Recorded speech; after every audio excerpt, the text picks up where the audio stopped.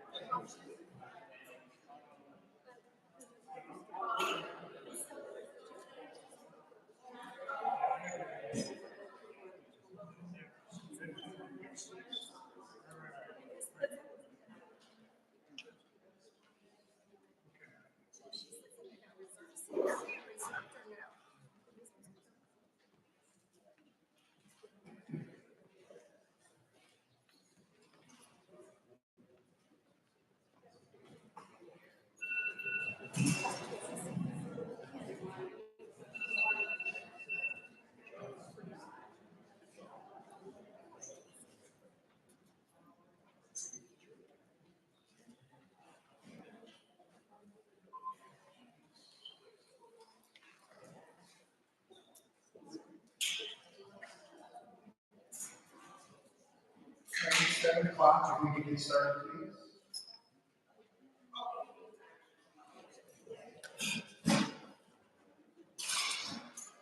Just a few more people. Until 11. Get their seats.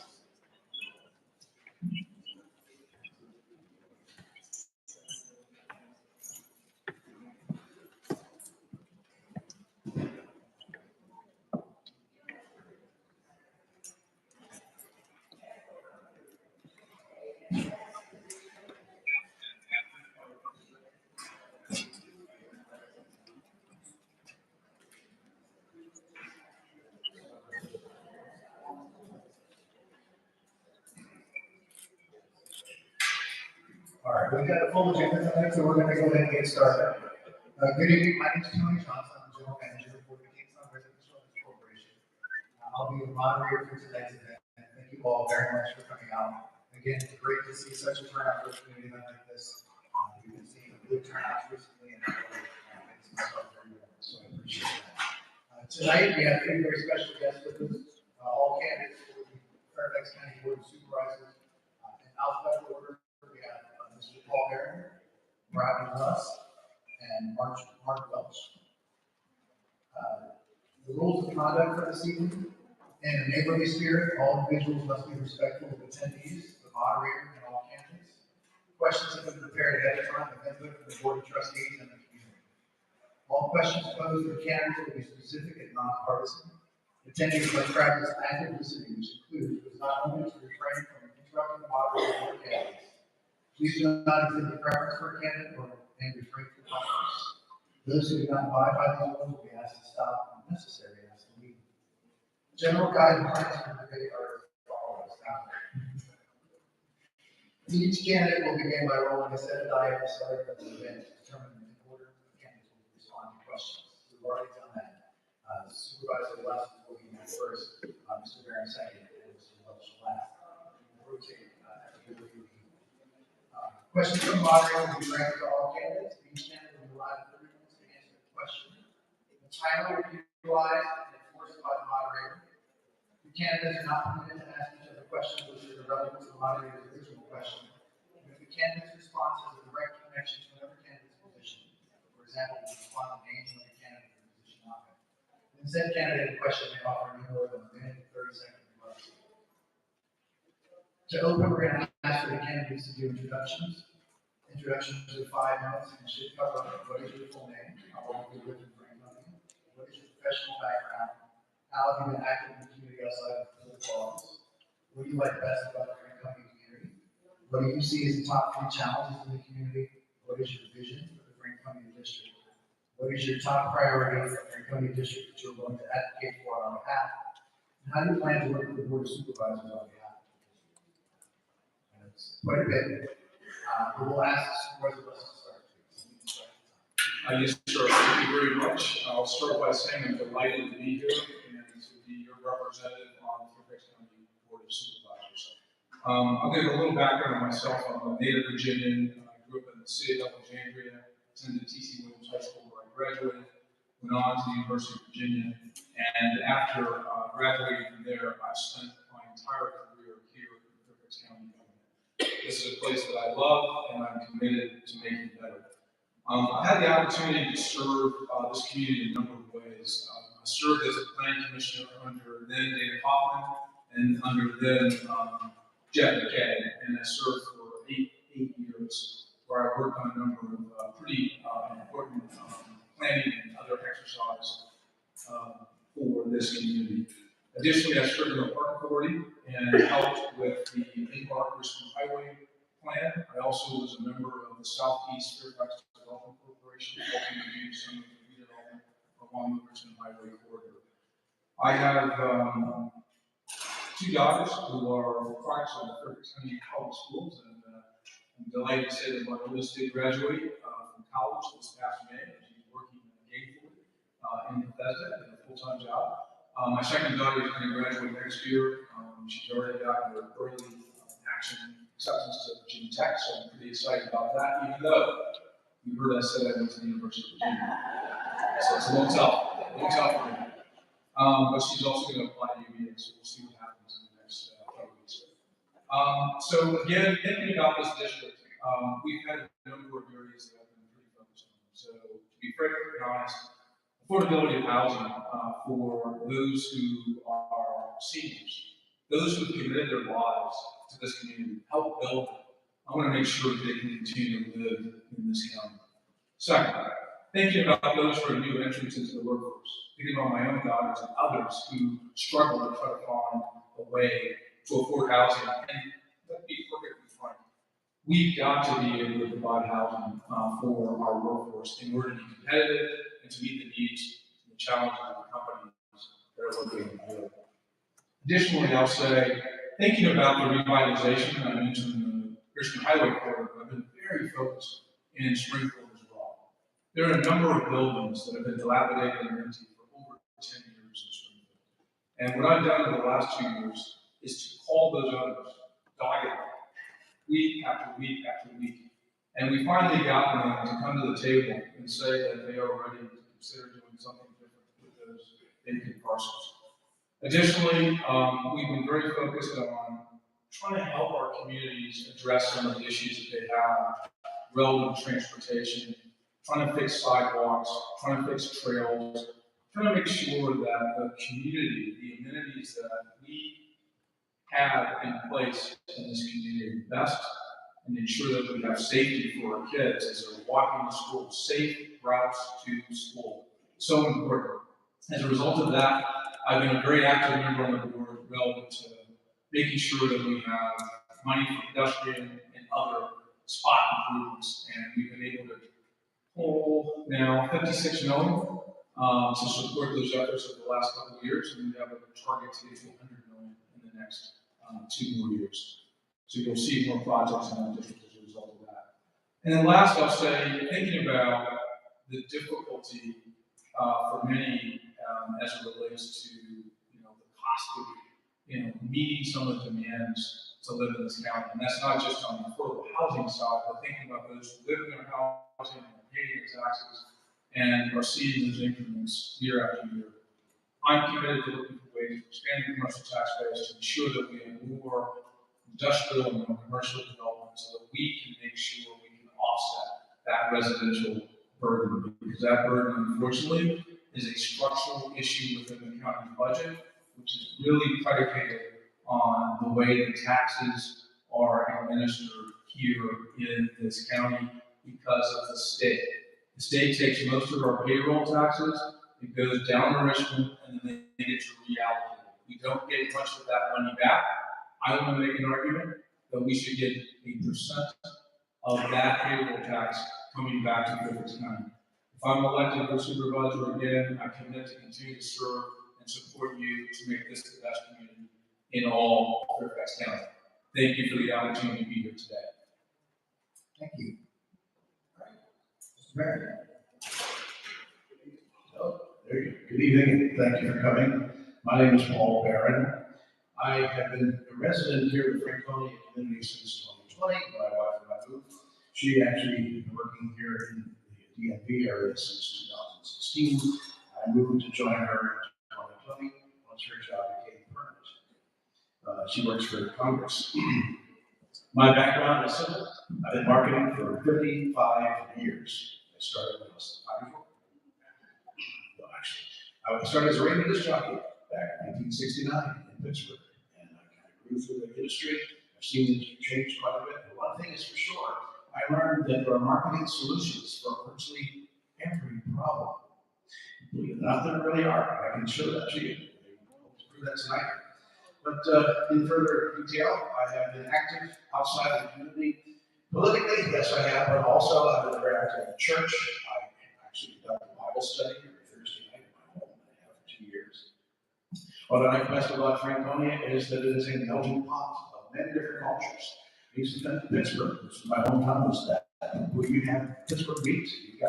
We've got people from all over the world sitting right here. And I love that about this area. And I see the top 3 challenges to our community being safety, taxes, and education. The safety, of course, is the primary. We need to address the fact that we don't have enough police officers to keep us all safe. We need to address the fact that in many communities throughout Franconia, people are apathetic about this area. They say, you know what, as soon as I get out of here, leave. We need to involve the participants, the people that live here, in the process of enforcing our laws. Do you know we have a tip line problem solvers in the county? It's actually not very active right now. I tried to call it today. So we need to energize that, give them an opportunity to really report crime quickly and easily and to give an anonymous tip. I understand there are awards given for tips that lead to an arrest. Also, my vision for Franconia District includes bringing new revenue sources into the county so we don't always have to go back to the taxes. We can, in fact, share some of our costs with corporations. I have several plans for that. I hope to talk about what I have in store for your beautiful lake here in that area as well. And of course, my top priority for the district is safety. I hear every day of problems that are occurring, including carjackings and assaults, and certainly lots of larceny, shoplifting. We need to address that in a big way. That'll be one of my first challenges when you elect me as your supervisor. And one of the things that I have already introduced to the area to bring new prosperity back to this district is on US 1. There's a BRT project. I don't know if you've heard about it. It's 6 miles of redevelopment. I would like to propose the Great American Walk of Fame. Using the sidewalks that are already paid for, going to be installed over the next 10 years, I would like to turn that into essentially a patriotic version of the Hollywood Walk of Fame. But instead of celebrating actors and actresses who play heroes, I would like to celebrate the men and women who actually lived and died for our country. That'll bring people in from all over the country to see our latest offering. In fact, it's been described as the next national monument right in the US 1. So these are some of the things that I hope to introduce: marketing solutions for our area, branding that will help to make sense of the fact that we changed our name last year from Lee to Franconia. I would like to give a branding approach. I have about a minute left, and I'll tell you what it is real quick. I asked my real estate agent when we bought our home something special about this area. And she said, historically, this is Washington's backyard. And I thought, wow, if we were going to come up with a brand, that would be it. So welcome to the District of Franconia, Washington's backyard. Live, work, and play right here. Thank you for your time. Thank you very much. Mr. Welch. Thank you very much. Thank you very much.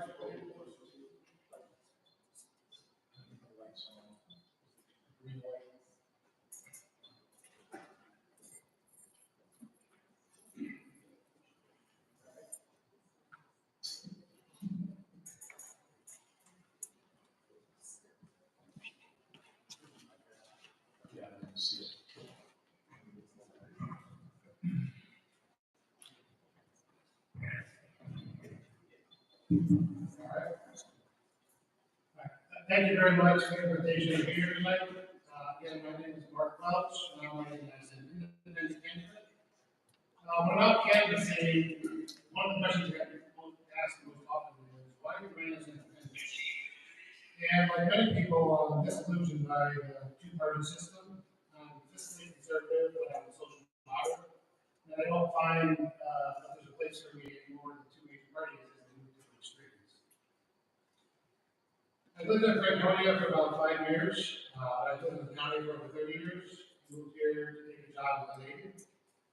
My wife and I raised 3 children, all of whom graduated from Fairfax County Public Schools and went on to graduate from Virginia Public Universities.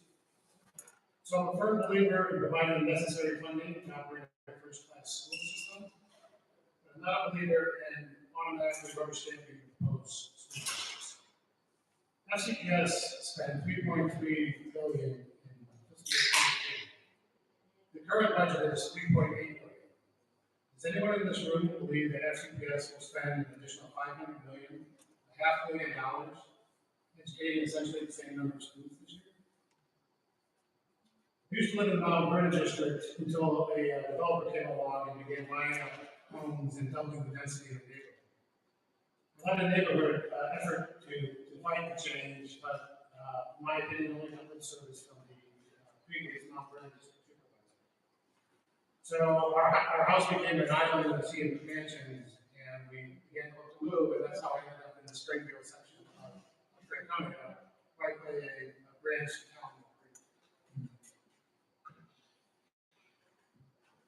That experience has kind of informed how I view developers and their influence in the county, and that would inform how I would review land use decisions as a supervisor.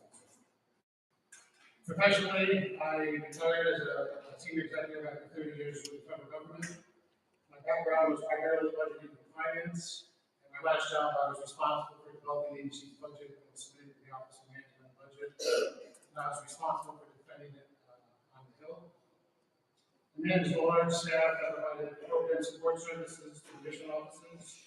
So my strengths are understanding budgets and addressing customer needs. As a supervisor, I would consider my constituents to be my customers. I've been active in the community for almost 30 years. When I was in the Mount Vernon district, I was very active in the neighborhood association, serving as both vice president and treasurer. Before that, I served on the association's budget committee, and that was when I first became aware to the extent that the county overfunds their budgets, and they have huge annual surpluses each year, and every year those surpluses are spent and nothing's returned to the taxpayer. I currently help county collections at my church, St. Lawrence, right up the street, and I've been a volunteer tax picker for the past 5 years with the ARP tax picker.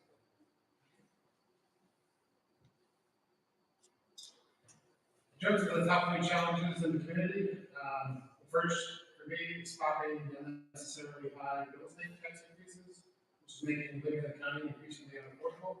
That's my top priority, and that would be the one I'd be advocating for on behalf of the Franconia constituents. Second priority is improving public safety, which includes getting rid of panhandling.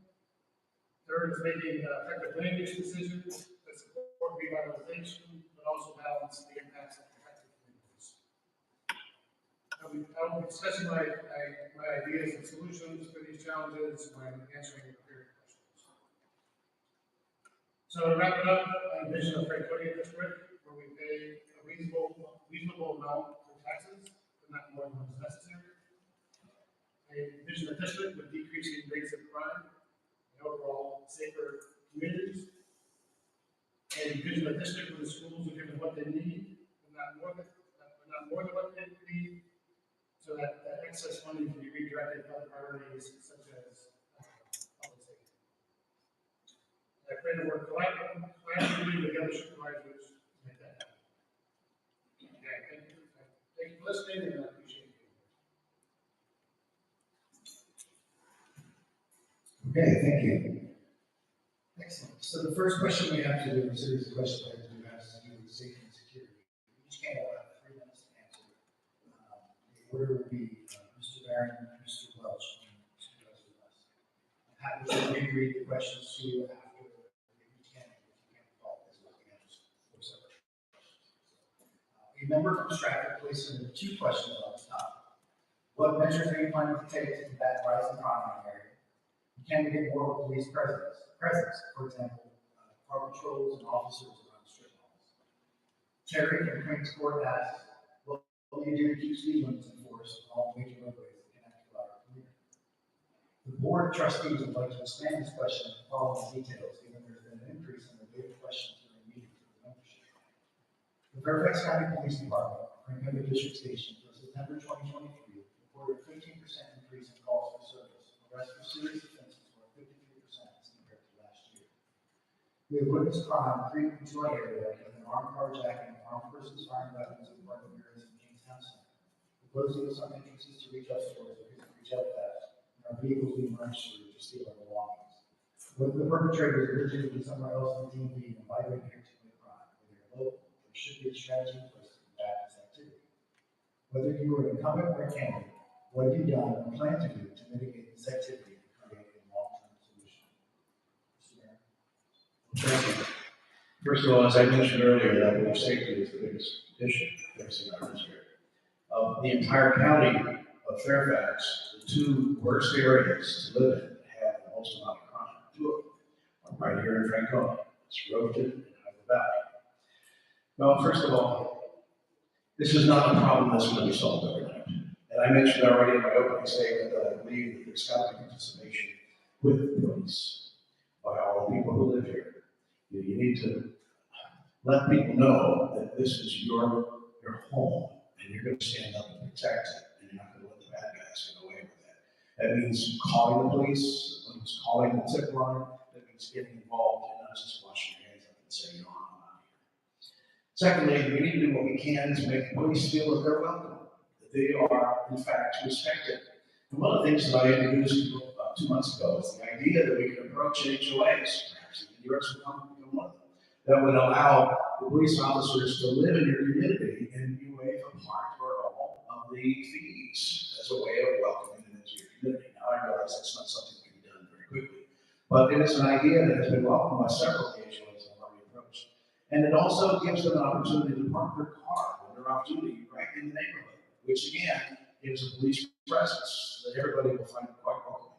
And as you get to know who those individuals are, and they get to know you, that becomes sort of community policing, which is also very good, very helpful. And it will lower the costs without having to return to the taxpayer to pay for those costs. So these are some of the ideas that I have. I also believe in the idea of community policing with neighborhood watch. I think everybody should be a participant in that as well. And then my opponent over here mentioned the vagrants, the panhandlers that are on the street. You know what I'm concerned about? First of all, I know that some of them are legitimately homeless and they need our help. They really do. So we would engage the local churches, mission churches especially, to help them in every way that we can. But we also need to make sure that we don't allow them to increase in unsafe conditions out on the highway. One of the things that concerns me is if you've got someone coming up to your window and you think that they're asking you for a handout and they happen to have a gun. That has happened. So we really need to eliminate that completely, make sure that it becomes, if not illegal, certainly frowned upon. Well, Williamsburg has a great solution. They have a sign they put up at every street corner that says it is against local ordinance to give money to anybody at the street corner. Take a picture of the license plate if you see this happening. My belief is all you need is that sign, and that will immediately chase the panhandlers away. We let them find other ways to make a living, like most of us. Thank you. So also, you can repeat the question. A candidate forum that was held last week, hosted by the Mount Vernon Springfield Chamber of Commerce. Every Democratic incumbent is the same. The county is the safest of its size in the country. And that's from statistics from the major cities chief association. What they fail to mention is we're being compared to jurisdictions with populations of over 1 million. So we're being compared to Miami, Baltimore, Chicago, etc. Crime is increasing in Fairfax County. My source is not next door. My source is not next door. My source is the police department's own crime statistics, which show crime is increasing in an alarming rate. So, for example, robberies increased 37% between 2021 and 2022. That's from the police department. Mid-year 2023 data from that same major cities chief association shows that robberies are trending even higher between 2023 and 2022. Earlier in the year, we had a shortfall of 200 patrol officers out of about 1,600 authorized positions. Perhaps that's because the beginning salaries for police officers in Fairfax County are amongst the lowest across the DC metro area. Use of security has been high, but that's probably because of the $15,000 signing bonus. So what's going to happen when the officers fill the terms of that signing bonus? They're going to move on to different jurisdictions. We need to be paying our police officers more. The top cost in the metro area, not the bottom. That's what's needed to give our police department the resources it needs to attract and retain the best officers, which is the foremost principle of public safety. We can't have robust police patrols or police enforcing speed limits if we don't have a fully staffed police office, police force. So as a supervisor, I will fight to ensure that unnecessary spending in other program areas we reallocate to public safety. And let's put the funding needs in perspective. $10 million will fund a 5% increase in uniform police officer salaries. And as I mentioned earlier, the school budget this year is $500 million higher than last year. I don't think we can find $10 million out of it. And finally, one thing I'm personally doing is writing an all accountable attorney. So we have an accountable attorney who will prosecute thefts of $1,500 at the top rate, rather than as a misdemeanor. The Code of Virginia requires anything over 1,000 to be prosecuted as a felony. Thank you very much.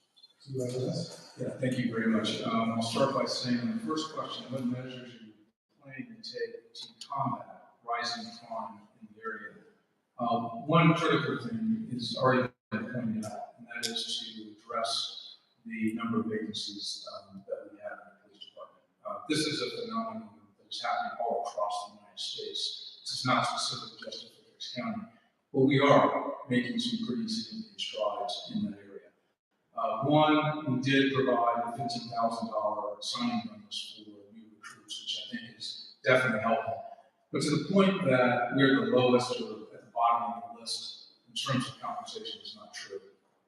The board in July, effective July 1, we added additional funding to increase the police, and that's police across the entire spectrum of officers, particularly those that are in the patrol area, between 10 and 15%. So they've gotten a raise between 10 and 15% to be police officers, and that's basically to address the number of police coming in, but then also to keep police from leaving, right? Because if you think about it, it's like a spigot. You turn the spigot on, the water's coming into the sink, but if you got more water going out than you have coming in, the water level's going to keep dropping. So we acknowledge that we've got to work with this on both ends than we have. Second, I've worked very closely with two commanders, one for the Franconia district and second for the Mount Vernon district, because our district straddles two police precincts. And what we've done is to go into the business community and talk about some of the real crime issues that we've seen. And I'll say this, it's kind of a surprise to me that in some retail establishments, they will let customers come in, put items in the basket, and roll that basket out of the store. And do what? Nothing. That was a decision that the retailers made. But what we've had to do is to explain to them that that's not smart, because what that does is it emboldens that person to come back and steal again. It's happened repeatedly. So what we've done is to connect with them, to help them know that we are going to be available when they call, and to help do enforcement. So what you've seen in Springfield Mall in particular is some of the largest rings that have been operating, not just in this region, but along the Northeast corridor. They've been busted with $30,000, $40,000 for merchandise.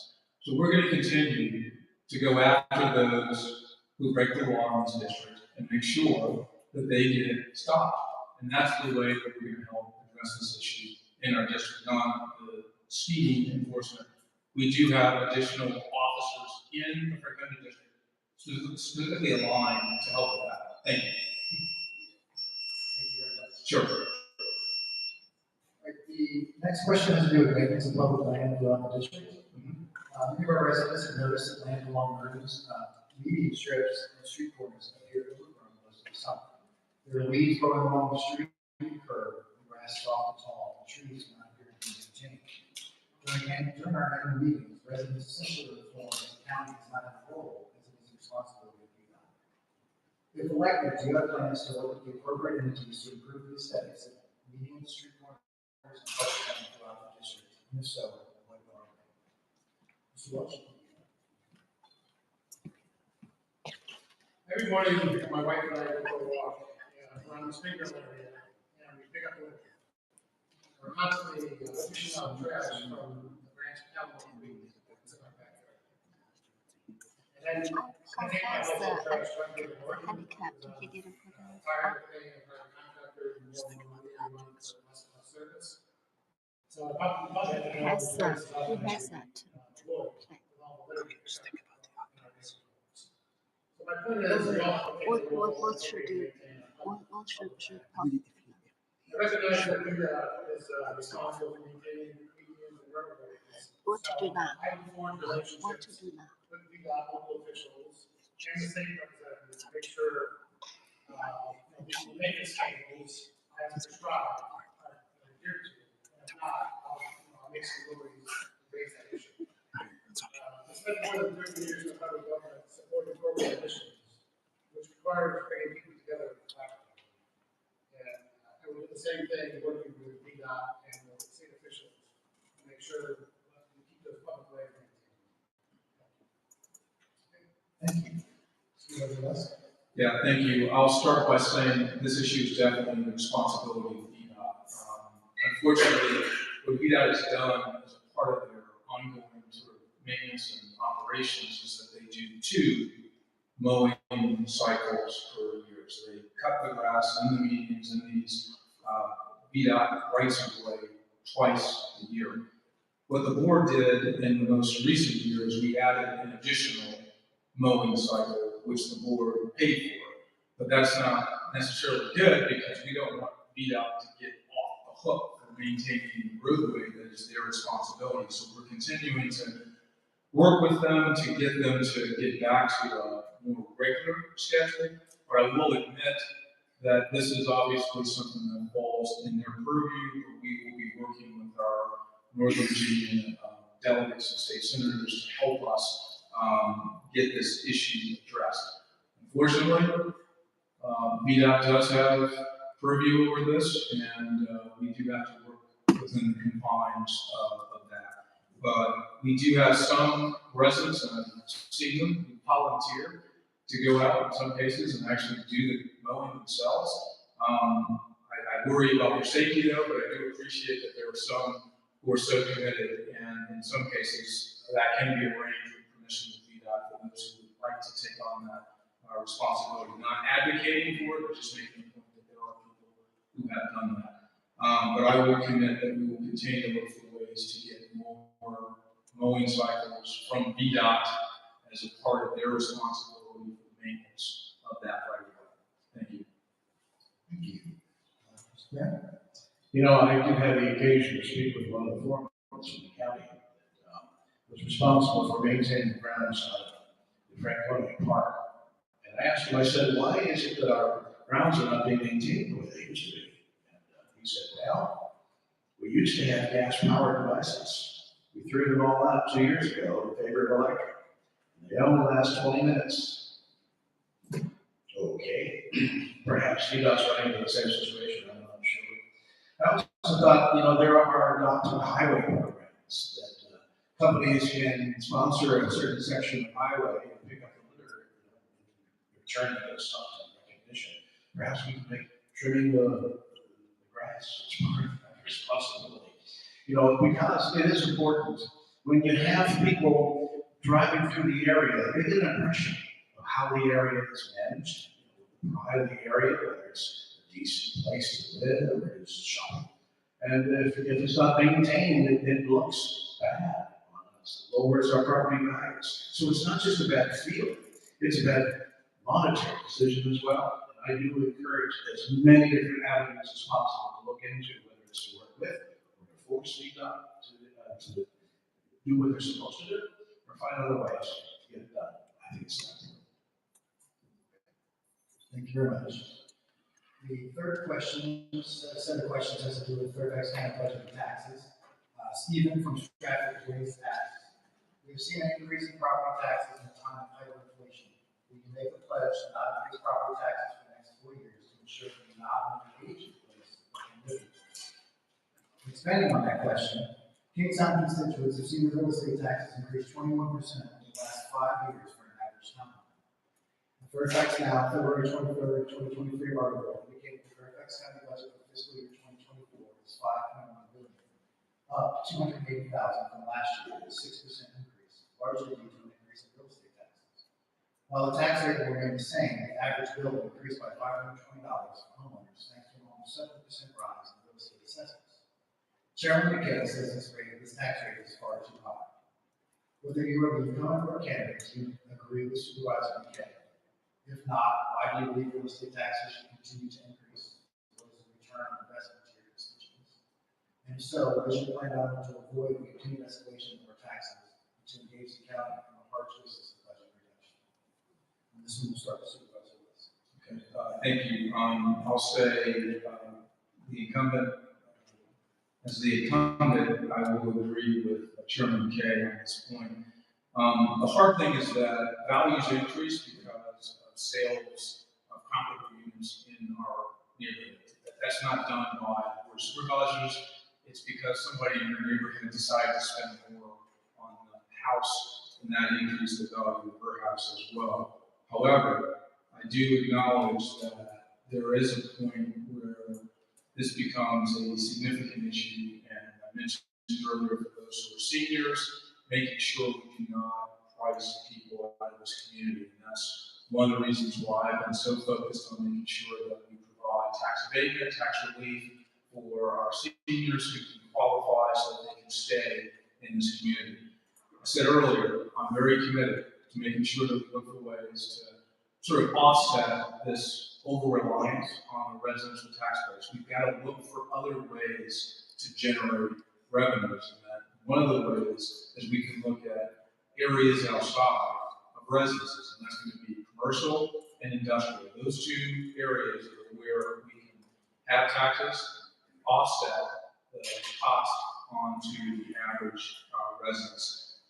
Additionally, we've got to think about if there are ways that we can, support those who are thinking about working and living here as public safety professionals, as our teachers, as our other public servants, because they're doing so much for this community and they don't have the ability to do that. And how can we support and help them is something I'm very keen on trying to come up with a solution. And I'll say that, this idea on return on investment, the most important thing that we do as a county, I believe, is we educate our children to become productive residents and become productive members of this community. The way that we do that is through our investment in education. So the money that you're paying in taxes is really going directly to our kids and to their future growth and development. And that's also saying something about the companies that locate here. We have companies like Microsoft, Amazon Web Services, we have companies like Splunk, and other Fortune 500s who come here because they know they can get the talented workforce to fill the vacancies that they have. When they do that, they're making significant investments in this community in terms of taxes and resources that help provide critical services across this entire county. So I just want to make that point, and again, thank you. Thank you, sir. Mr. BERAN? I do agree with Mr. McKay's assessment that it's too expensive, taxes are too high. But he apparently doesn't believe in that because he agreed to raise it anyway. And frankly, the idea that the assessments are always just market-driven, well, I don't know about you folks, but I've read since my house dropped ever since the interest rates went up just the past year. And according to assessments, it's about 7%. That's not exactly what Redfin says. In any case, our taxes have gone up significantly over the last 4 years during the current term of the administration. And I think it's to the tune of 22.2% that the taxes have actually gone up. Yet our incomes have gone up nearly that, not at all. In fact, 3 times the costs have gone up versus the income. So what that does is it forces people out of the area. They can't live here anymore. That's why we've actually had fewer people living here in Fairfax County this year than we had last year, and fewer than we had the year before. And that's a concern for me because that means that the people who remain now have to pay the entire cost, and that means your taxes are going to go up. If you elect me to be your supervisor, tax increase will be my master stroke. I will get all of the revenues. The idea that we can charge our commercial property businesses more, well, guess what they do? They pass that cost along to their customers, which in effect means that we end up paying more for those taxes too. So you need to find other ways to attract more businesses into the area so that you have more income coming into the area. You have more workforce coming into the area, more people paying taxes without having to charge the people that are here more taxes. That's the idea. Thank you. Mr. Welch? When I was out canvassing about 6 weeks ago in the Huntley precinct, I met a young man, a young professional named Mark, who's living with his in-laws and chatted. After I got home, I saw the email of my campaign. I'd like to share her with you. They soon will be forced to move out of the state to afford the American dream. Many, if not most Americans my age, cannot afford to live in these areas we grew up in. We are being forced to leave and take our efforts and talents elsewhere, mainly because of the ever-expanding cost of living. I think it would be a better option than I am supporting your running for schools. Mark's email expresses exactly why I'm running.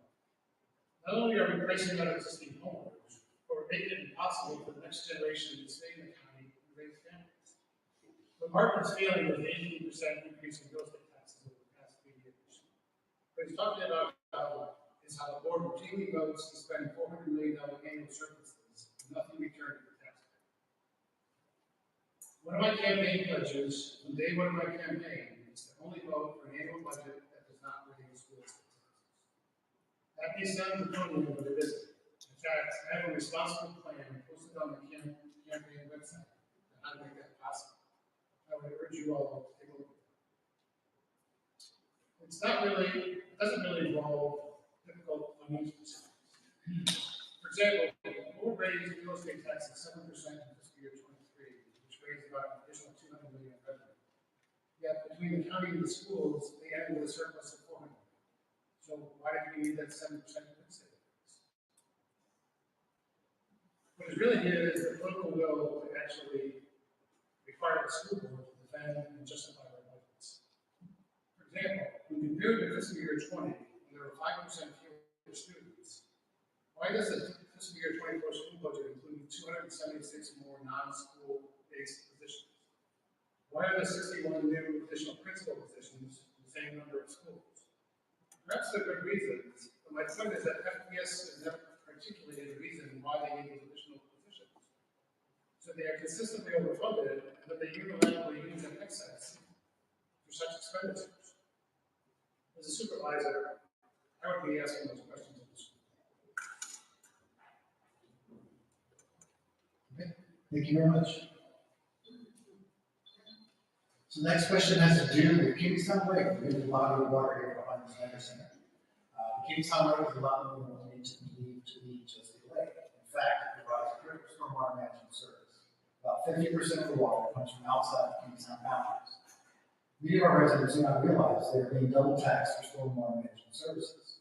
They get a county stormwater management tax, which does not contribute to the lake, as well as a portion of the monthly assessment to pay for the lake-specific maintenance, insurance, the largest expense, and maintenance of the land around the lake. The Kingstown Board of Trustees would like to continue to support the Kingstown Lake as a amenity for our membership in the Greater Franconia area. We are half responsible for the lake, and the Kingstown Center is responsible for the other half under the umbrella of the Kingstown Community Association. The question is, if elected, do you have any plans to help offset the substantial rising costs we incur with the insurance required to provide to protect the membership from major water hazard liabilities? And do you share a vision that the Kingstown Lake could also be a Franconia or county amenity?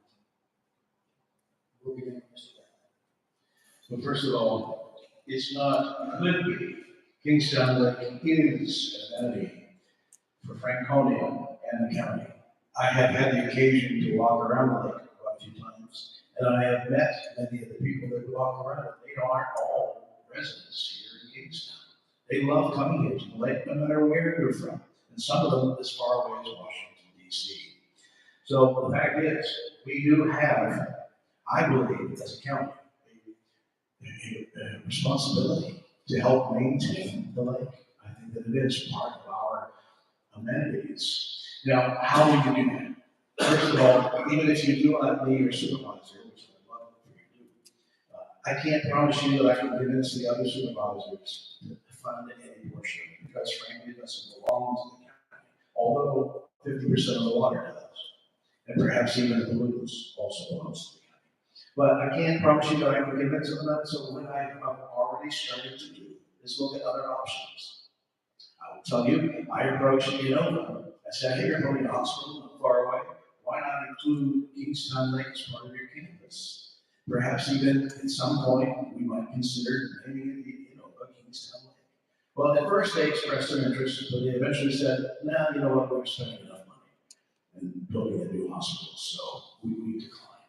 So I said, well, they don't mind if I take it to my former client, UPMC, that's University of Pittsburgh Medical Center, Innova's biggest competitor. And after a moment pause, they said, yeah, sure, take it. So I did. I took it to the UPMC, and I've actually already started the conversation with them about possibly purchasing the M&N lot off of John Hall. And then putting an urgent center there as part of the Kingstown facility, and making it so close and convenient, they would love to have it. Now, this is just conversations at this point. Obviously, a transaction like this does take a while to work out all the details, but I've already started marketing solutions for virtually every product. Thank you. Mr. Welch? The board recently approved an ordinance change on September 12th that establishes a local stormwater management assistance fund. That fund provides grants to communities of interest to help mitigate stormwater problems. Grants from the fund can be used for a variety of purposes, including repair of stormwater management facilities, erosion and sediment control, and flood mitigation and protection measures. My understanding is that the lake gets a lot of runoff from outside of Kingstown. So I think it definitely fits that use criteria. So if elected, I would certainly support a grant from that fund that would hopefully mitigate liabilities affecting Kingstown insurance coverage. Okay, thank you. Supervisor Lewis? Thank you. So that program is an option, but it's an option for smaller stormwater management facilities. Unfortunately, this one's it's a wet, principally wet facility, which means it's a larger amount of water that's being captured and then slowly released from it. So what we've asked is for the next iteration of projects that Kingstown be included. Still here? Okay. That Kingstown be included as one of the pilots for that larger lake option. So we have already asked and made that request. I just had the opportunity to do that at that meeting when this new program was initiated, and made sure to include the facility here. I had the opportunity to spend time helping clean the lake, gone out, run around the trail a number of times. Also gotten to walk around it. It's a little different experience walking on this. You can walk and see the wildlife and some of the habitat. It's a pretty amazing facility. So I see it as an amenity, and I think it's something that this community can be certainly proud of. I think I've had a conversation with folks in number two. They made the same point that Mr. BERAN made, is that they're going to make a significant investment, over 3/4 of $1 billion in the new hospital system that will be in the Franconia Springfield area. They're going to have trails and other amenities around that new facility, which will be available to those who are at the hospital getting services, but then also for the community at large to be able to come over and access as well. So I'm really excited to see what that's going to look like once it's all said and done. And, you know, I think the point that you made about being taxed twice was one that sort of resonated with me. And clearly, stormwater tax, we do have to look at other ways that we can provide services to help people deal with mitigation of flooding and other kind of water hazard issues that they have. So we will continue to look at ways to deploy funding that comes into that tax, and then to look at ways to help Kingstown with their specific problem as well. So thank you. Thank you very much. The next section of questions has to do with panhandling the area. Vanessa from the Bedford neighborhood has the following question and concern. Do you have any plans to address the recent increases of individuals asking for money on the streets? This is a safety concern, and residents should be aware of the more they promote this by giving the money away to keep coming back. It used to be an issue when we were Springfield Mall, now we have to expose to Kilo. Even harassing female drivers as they drive by waiting for the light to change. The board would like to expand this question, given that also been a concern said by other residents during our membership meetings. We've also seen people in unsafe locations along Warren Street, sometimes holding traffic in the road near highway access. So do you want to stop panhandling in the district or county, and if so, what are your specific plans and timelines? So to start with, Mr. Welch. So the board has been kicking the can on this issue for years. First, they claimed it was a First Amendment right, so they couldn't do anything. And recently, they authorized $75,000 to study the issue. We don't need a study.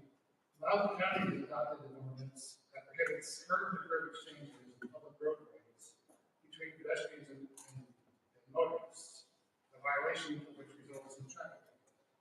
That's been in place for 10 years.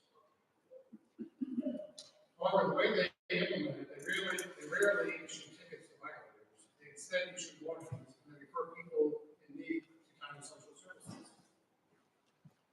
The result is that the ordinance has significantly reduced panhandling by imposing a financial disincentive to those who handle this illicit money with no real need, while enabling people experiencing financial or other difficulty to obtain the appropriate social services. I plan to introduce a similar ordinance as one of my first priorities and will champion the experience and benefits seen in Loudoun County to my fellow board members. Thank you, sir. Supervisor Welch. Yeah, thank you. This is a First Amendment issue for sure, and we can't deny that. I mean, you have the right to have a sign right on it and stand. You don't have the right to stand in the street, but you have the right to stand on the corner. I can't prevent that. That's a part of rights that we have in our Constitution, and also the rights that we have as citizens of this country. But I'll make the point that we do need to figure out how we help the folks who have legitimate needs, and we've got to figure out what those needs are. So one of the things that this study, as you described it, Mr. Welch is going to do is provide a survey of some of the folks that are on the corners and try to get a sense of what is their circumstance, what is their condition, how can we identify ways to help them. Some of them, I think, probably get benefit from getting some training and employment, and that's one of the things that we want to consider and figure out how we can support and help. And then I'd say, this idea that we might be able to regulate where there are issues of size. For example, if you're standing in a very small median, and that median width, let's say it's like 2.5 or 3 feet, you're putting yourself at extraordinary risk to be in a median in that size. And then the question is there some way that we can restrict in certain instances the ability to do that, where it's not going to then be an issue of First Amendment rights, it's going to be an issue of public safety for that person standing in that median. So we are going to be looking at ways to address this problem. The board is not sleeping on it. We're trying to figure out what's the best solutions and understanding the problem first. And I think that's always a good and important thing to do. Will be informative in terms of the actions that we take. So stay tuned, we will be working on this issue, so thank you. Yes, 1 minute, 30 seconds. So, it's not a First Amendment issue if the ordinance is structured properly. If it's a First Amendment issue, why has Robin County had it in place for 10 years? Thank you. Mr. Barron? I had the occasion to sit down with the pastor of Rising Hope Mission Church in Russell. And he did share with me his concern about the homeless and about those people who are begging for money along the highway. You know, what seems to be completely unrelated, I'll share something else with you, is that the Board of Supervisors has decided very recently, this earlier this summer, that there should not be any political signs posted in the median barriers. Just like Arlington, when you go down any of the roads in Arlington, you see signs are everywhere. But not here, not in Fairfax County. And the reason why is because they feel it's unsafe for anyone to go out and place a sign and take it back from the median barrier. Isn't it interesting how it's okay for a panhandler to do that? And to assume that the panhandler is going to stay at the curb on the corner of the intersection. Meanwhile, the cars are not locally, not on the corner, not on the sidewalk, they're out on the road. So they will actually have to go out onto the road, actually have to go to the median barrier in order to get whatever contribution that person's getting. It is a public safety hazard, and you don't need a study to figure that out. In fact, I put my hat in the ring back in February when GOP asked me to run. And 2 weeks later, a man died on US 1 because he was panhandling and not one but 2 cars hit him. Oh, I immediately made a video to that effect. It's been on YouTube ever since. The fact is, it is a public safety hazard and we need to address it. And what I said earlier is also true. You don't know whether somebody's approaching you for, hey, can I have a cigarette or can I have some money? Or he might actually have a gun. That makes it very unsafe, not only for them, but also for the drivers. They don't want to go down the road anymore. They're afraid of that. So we really need to address that, and we need to address it right away. One of the things I suggested to Mission Church, they have a beautiful bus. Why don't you drive along? First of all, we need to put those signs like Williamsburg did that says it's against the local ordinance to exchange money out on the street like that. It's a good drug going down. You don't know that. But the fact is, if you have that sign, not only are many of them simply not going to show up, but you'll also have the opportunity to send a church bus around and pick them up and say, look, please come into the bus with us. Let's take you where you can get a good meal, you can take a shower, you can learn about God, and maybe get on the right path that you need to be on, and not out here on the street where it's unsafe for you. Oh, by the way, since it is against local ordinance to do this on the street, there's a police car behind us. So you either get in the car with us, or you get in the car with them. And I bet you any money, they can stop panhandling very quickly. And the ones that go running away, well, they're going to find a new place to go. Panhandling is not a thing. We need to address that. It's a public safety issue. Yeah, one quick response. So it is a public safety issue, and certainly if someone steps out into the street and the police see that, they can be cited and ticketed for that. So that is definitely the case. I think there's still a human element here, and I'm sorry I spent my 30 years in the county working principally along the Western Highway corridor and really acknowledging that people are sometimes in situations that through no fault of their own. And we tend to blame the victims sometimes. And I'm going to be honest here, I'm grateful for the position that I'm in.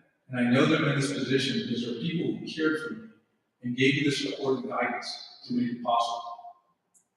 Those folks do not have that. They need help. And I think we have to be responsible in the way that we approach this. And we need to know what the problems are and be clear that we can provide solutions. The survey that you just pushed down into the ground is really important for us to know what are the situations for these folks, what types of assistance do they need, and how do we provide it. We can't just slap a sign on a post and say, go get services. If the services don't exist, it's not going to solve the problem. So it is a public safety issue. Thank you. I need 90 seconds. Yes, sir. Each of the candidates, yes. I am very compassionate about people who are down their luck. For 15 years, I was a single dad, also taking care of my elderly parents and my grandmother, who lived to be 102.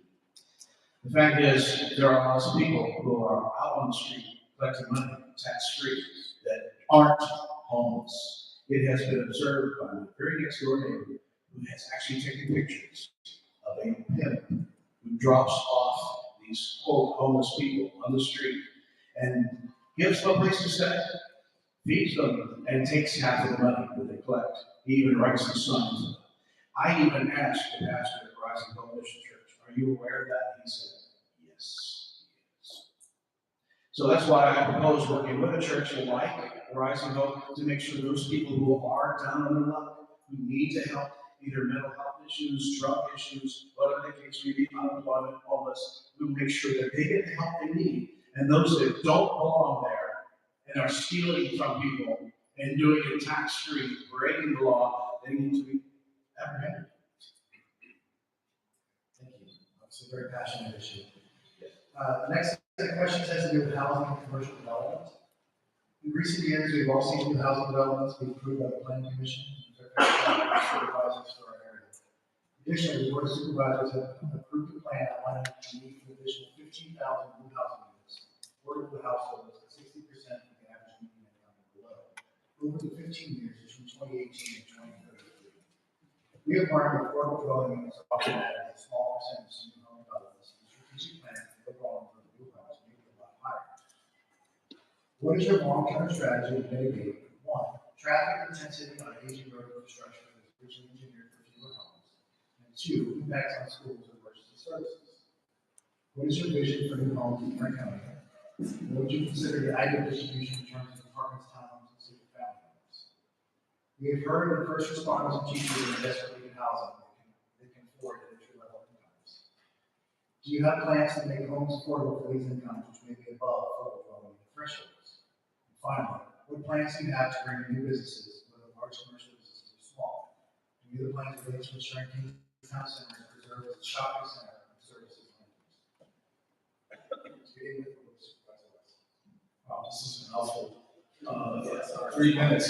Okay, let me start on the issue with regard to traffic. And I can admit that this is one that I completely understand and see and feel. I drive on the streets here. I'm a resident in this community, so believe me, I'm driving down Franconia Road, I'm driving down Endorn, I'm driving through all of these arterials. So the thing that we have to make sure is that when we're proposing new developments, we got to make sure that those developments can adequately address the impacts that they will create. We have to be doggedly clear on how we're going to make sure that when these developments come online, we're going to have the infrastructure in place to address those additional cars that will come with those developments. Second, I say, it's really important to address the impacts of schools and emergency services. We have what they call a CIP, which is dedicated to addressing capital improvement projects. Sorry, watch out with these acronyms. So our CIP program defines what our future school needs are, and we are looking at this in 5, 10, 15, 20-year horizon. And so we're taking all the developments that are coming into the process for our community, and we're evaluating those developments as they need additional facilities for the schools, as they need additional libraries, as they need additional other public services connected to them. And then also the same with fire and police. I think you see that we're getting a new police facility in Kingstown because the one that we have, unfortunately, is not large enough, can't be accommodated for the growth that we'll need in the future. Additionally, on the types of housing, I'll say, we got to think about the more intense development going closer to our transit facilities. So thinking about where the Montgomery Springfield Metro facility is, thinking about when we just cited our new garage in Springfield, which will provide significant parking. We want to have housing, higher intensity housing near those transportation centers because people have options not to necessarily drive. I think, single families, I certainly would love to have more single family units in our development and in our community. The same I'd say for townhome units. It's just a factor of kind of where land is left for development, and that's where we're going to have decisions around what types of units get built. And then lastly, I'll say I support our public safety individuals, our fire, policemen, teachers, and others being able to get housing that is affordable based on their incomes. Thank you. Thank you very much. Mr. Brand? Well, first of all, thank you for asking that question. That's an important question for all of us. So we all want to afford. Is anybody here that doesn't want to afford a house? I don't think so. The numbers that we've been trying to fill, 15,000 net new housing units, was part of a study I'm holding here that actually conducted in 2017. That's before COVID. Things have changed a lot in that time period. People have actually moved out of Fairfax County in large numbers, tens of thousands. So I would like to perhaps update this information to see if it really is valid and what adjustments we would need. And I would never, at the risk of single-family homes, suggest or endorse building apartment complexes. Single-family, that's the American dream. Everybody, if you remember from your childhood, the white picket fence around the house, and that's what we all strive for, right? Now, some folks, it's not practical. We will prefer it because they can't take care of their grounds, and that's fine. There's certainly a need for that. Also, is there anyone here that has a single-family income in their household? Most people have two incomes, and yet affordability is based on a single income. That doesn't make a lot of sense to me. You can't hardly live in America anywhere unless there's two incomes in the end, whether it's two spouses, or brother and sister, or perhaps a teenager. And frankly, throughout college, students will also have a bunch of folks living together in the same facility, sharing expenses. I mean, seriously, the market dictates affordability. The government should not be price fixing. It really shouldn't be. Now, we can make recommendations, we can suggest, certainly control some of it. And I do agree that apartment buildings should be near mass transit so that, yeah, you have the option for it, but not when it costs, especially single family homes. There needs to be a mixture of all of it. As far as being able to make certain that we have enough room for our safety people, our first responders, our firemen, our policemen, and our teachers, absolutely. That's one of the reasons why I approached the HOAs and suggested the idea of reducing or possibly eliminating the HOA fees for their benefit. And not only is it good for them, it's good for the community too. So that's just one such idea, and there are many others. Thank you. As I mentioned in my opening statement, one of my top priorities will be making effective land use decisions. I also believe development should be focused around the metro areas and other areas where public infrastructure can accommodate increased housing without increasing traffic. Those are also areas where the county allows density bonus for workforce development needs. So that can provide housing for teachers, public safety officials, and others with lower relative incomes. I will not support land use decisions that do not have the backing of the affected community. That comes from my personal experience. I mentioned in the opening statement, living in a neighborhood where density is double, contrary to the numbers in place. And speaking of the numbers of plan, I particularly have issues with the site-specific changes to the plan.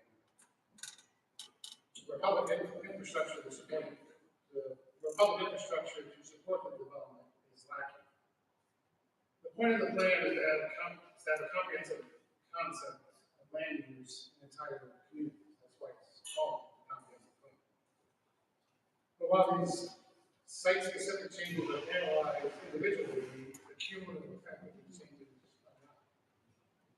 So we'll likely have other 60 new townhomes at the full top cost site, ramifications of which were analyzed individually, but independent of possible changes at the Rose Hill shopping center. Land use matters is one of the reasons I pledged to only serve one term. I will not have an ongoing campaign account, thus I won't be receiving donations from developers and others for business support. I complete accepting donations from developers and others, business development companies, council managers, assist planning. Thank you very much. All right, the last set of questions has to do with senior services. Dr. Sarah Langley asked, what about our seniors? What are you doing to put in place or have in place to ensure our seniors are getting the necessary services they need to live a harmonious and normal life, feel like they are a key part of the community? Also, there is a gap between those who qualify for Kingstown Center for Active Adults and Mount Vernon Adult Day Center. The gap is Kingstown is for adults who are independent, while Mount Vernon is for individuals who need around-the-clock care. There's a large community of seniors who fit in between those criteria, and there's no services for them. What are the plans to fill this gap? One of the things that I learned many years ago is that without faith and without family, you just can't survive in this world. You need the support of both your family members and also your faith. The people that you come to know from church, whatever organization you belong to, they get together. They create senior citizen centers. They support one another. And it's not necessarily the job of the county or of the board of supervisors to make sure that we can encourage it, we can help them, we can give them whatever assistance they need. But when it really comes down to it, it's faith and family that the seniors need. You know, we have two of the most vulnerable people, or demographics in our culture, and of course, the seniors and our children. We need to have those programs without question. But we don't necessarily have to rely on the government to control that, to fund it, to operate it. Because when you give government too much control, that's when you lose control. That's why I rely heavily on faith and family to maintain it. That's why I took care of my parents and my grandmother. I really did up to almost the end of their lives. In fact, a lot of the candidates are saying they are lifelong residents here. Well, I have a long life. I said, my grandmother lived 102, so I have to stick around for a while. Thank you very much. Mr. Welch? I mentioned in my opening statement that I've been a volunteer with the ARP taxation program for 5 years. And I work out of Sherwood Hall Library near Route 1. And actually, one of my colleagues is here today, so it's nice to see this. That was when I first became truly aware of how many our seniors were struggling financially. The number coming in to get their taxes done, who were living off a small Social Security payment and maybe a small pension, was eye-opening. The percentage of county residents 65 and older is projected to increase from 13 to 18% over the next 5 years. So the board recently approved a future aging strategy, which sets forth a 5-year plan to guide the county to meet the needs of older residents. The county, through the Office of Family Services, has some robust programs for seniors, although additional budgetary resources will likely be required given those demographics. So I think it's good to keep in perspective that the entire global aging services budget is $20 million. And I think half of that is funded from state and federal dollars. So we're talking less than 0.5% of the county budget. So I'm sure that the implementation of that plan, the golden shade plan, should be an easy one. Also, I would like to add a recent survey where the half of the county's older residents cited concerns about affordability as a barrier to living in the county. So not all seniors qualify for tax credit, so it's critical to keep real estate taxes stable for our seniors as well as all residents. And my plan is to keep real estate taxes stable for the next 40 years if I'm elected. Will certainly help. Supervisor Leslie? Okay, thank you very much. I think I mentioned that I grew up in the city of Alexandria. I grew up in the city of Alexandria with my grandparents, who were just amazing people, and I had the honor to spend their last days with them and to be a part of their individual transition. So I know how difficult it is watching people age and seeing the importance of allowing them to age in place, being able to stay in their home if that's the choice that we can make, and making sure we have the ability for that to happen.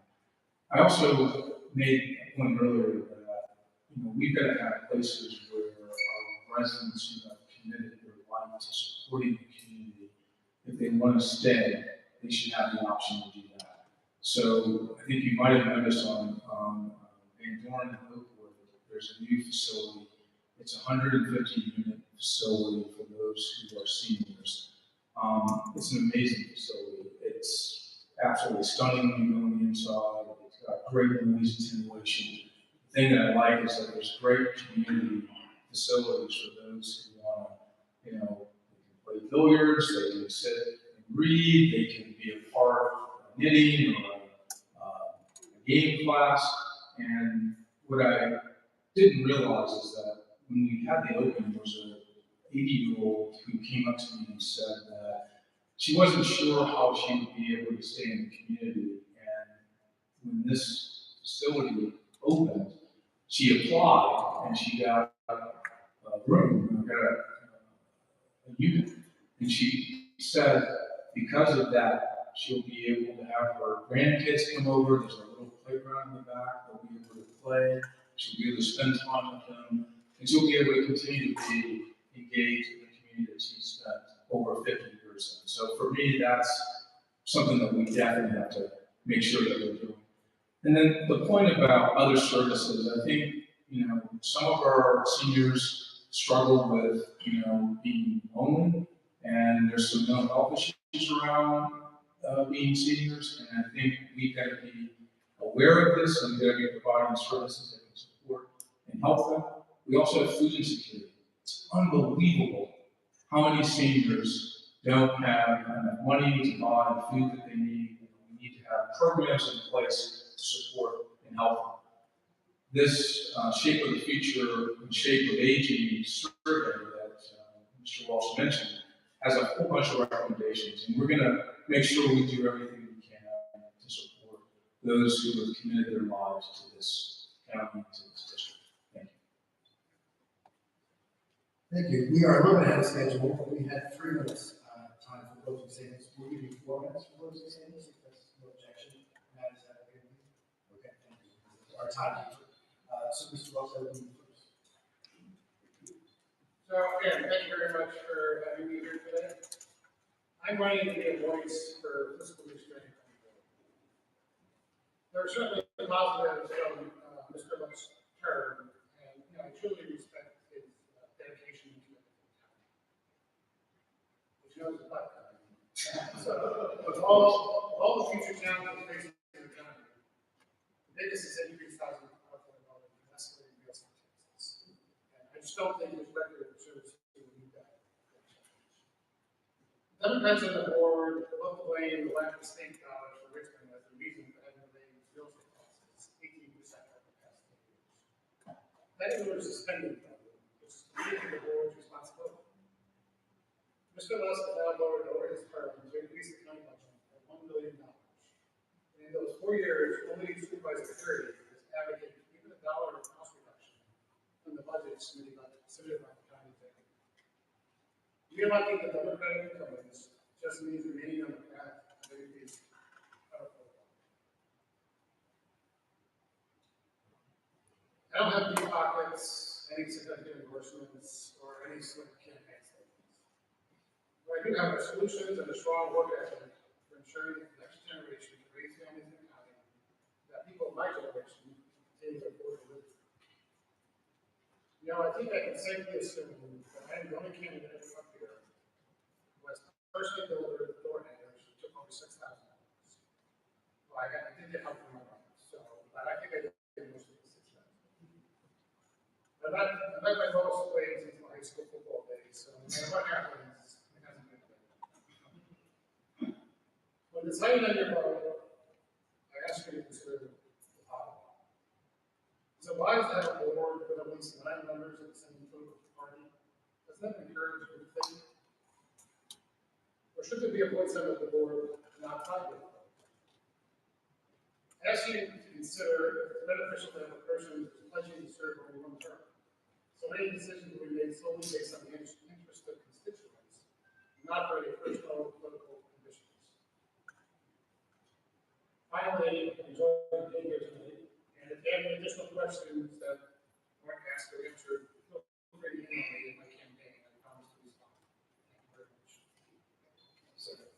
Supervisor West. Thank you very much. I'll start by saying that I'm so committed to this community, so committed to continuing to serve, and I do this with a great deal of passion and dedication. I spend hours and hours each day and doing things on the weekend. What I've tried to do as a member of this board is not be like all the other members. I've gone out into the community, I've gone out into our communities that have the greatest need. And I've gone into our mobile home communities, I've walked the streets of them, I've talked to the residents, and I've seen the conditions in which they live. And again, I say this, and I really mean it, is that I'm so fortunate to be in the place that I am. And as a result of that, I have an obligation to help others. And in viewing this suffering, as the best way I can describe it, is a need for action. So if you look at Harmony, I'm going to call out one of our own parks here, Harmony Place. It is a place that I think has no harmony in some respects because the owners have not maintained that facility in a way that any of us would say is acceptable. So what I've done is to convince the owners to make some pretty significant improvements. Before they had rutted streets with holes in them, filled up with I don't know what types of fluids, and to see kids playing in that and not have a grassy area to play, and not have sidewalks and not have trees has been just really difficult for me. And we've now gotten them to improve the road, we've gotten them to improve the sewer system there. I'm trying to get the water metering done so that each of the units has actual water metering so that they can basically know how much water they use and a bill that reflects that. And then last, I want to try to fix the exteriors and the interiors of these units because I think the conditions in which they are in is substandard. I say this only because I'm trying to express to you that I see this role as one where we're actually taking action on policy. And believe me, I've worked on a lot of policies. I was in economic development for 21 years. I was the director of national marketing for Fairfax. I helped recruit some of the largest companies into this county. And I'm proud of that. What I'm not super proud of is I couldn't get one of those companies to come to the historic Richmond Highway corridor. I could not get one of them to make that decision. And the reason that they said they wouldn't is because there were no suppliers, there were no customers, there were no competitors, there were no partners that they worked with that would be in that ecosystem. So that made me think differently about the area and said, if I'm going to make a change there, I've got to do something. I've got to intervene. And what I've done is help create a facility that will provide opportunities for those to get training and employment, and really to help incentivize the creation of emerging companies along the corridor. I'm just giving you a sense of how I look at this role. I'm looking at it from a different perspective. But I'm also looking at it from the vantage point of there's economic development, there's planning development, there's parks, there's recreation, there's all of these other amenities and services that we also have to be able to provide. But we can't forget the human side. There is suffering in this county, whether we want to admit it or not. Thank you, sir. Thank you. First of all, I love my home. I would imagine you do too. Under my administration, I'll make sure you can keep it. That's the most important thing to me. And that you want to keep it, that you want to stay here, that you want a retired place. I believe that those people who have lived here long term, they should not be forced to move out because the taxes are going up. They should not be forced to move out because the safety is gotten so bad. We really need to address those issues head on and do whatever we need to make living here affordable and safe for everyone. That's so important to me. My opponent has suggested that he's a fiscal restraint, fiscal conservative, and I am also. I would like to point out that I drive a 10-year-old Chevrolet Equinox. And my RV has 128,000 miles on it, where my opponent drives a Porsche and a Range Rover on a part-time salary. I don't know how that works, but hey, that's great. In any case, I do want your support. I want your vote. I want to earn that. I intend to do everything that I can, making taxes the last alternative. I will find businesses to move into this area. I've already worked on that now, and I haven't even been elected. I have walked to the communities. I have gone into the mobile home parks. In fact, I just received an email this evening, right before we started here, from someone who invited me into her apartment on Bugle Road. She says that it's so unsafe for her, she would like me to see what air conditions are. I will do that. I also, and perhaps the only candidate who's actually been in Kingstown Lake. I went in there myself. I went in because I was making a promise that, that this was a good place, a good investment for them. So I actually had the water tested, and I'm here to tell you, there's only squirrel salt. That's it. It's a research test that we had. And I actually, if you don't believe me, you can look at my videos on my website, and you'll see me and my waiters right inside Kingstown Lake. They did so with permission. And I would like to get your votes. I'd like to earn it, and I invite you to go to my website. BERANGoodnews.com. That's BERAN. And it's not just a catchy slogan, it's how I live my life. Even my wife will tell you I'm just way too optimistic. I'm always looking for the good side. And the truth sometimes hurts, but it's always good to speak the truth. So that is good news. I will tell you the truth. I will always be honest with you. I will not hide anything. The taxes are going up every year. We need to change that. Thank you so much for your love. Well, I would like to thank all three candidates for coming out tonight. I really appreciate the time that you've given us, Kingstown as a community. Appreciate all the homeowners that came out tonight. It meant a lot to me to see you all here. The room's got bigger while I have back here, so that's great. We do have the room until 9 o'clock, so if the candidates would like to stay and mingle, they're more than welcome to. I would like to say I feel like all of you really connected with me personally tonight, and I realize that the clock is right in front of me. So that's what you. Thank you all very much.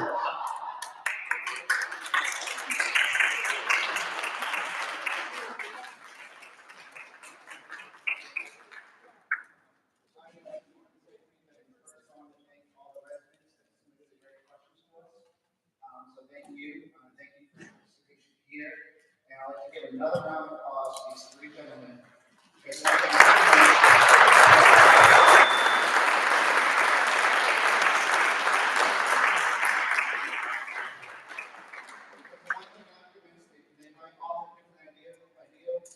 Every single one of them here in the community, and they're working towards, what they believe is making the world better. So just another round of applause. Thank you. And I almost forgot, you got 3 gift cards to give away tonight. So those of you that received the ticket, the Kingstown residents that are in the room will do a drawing right now. For those real quick. So the first winner is 732609.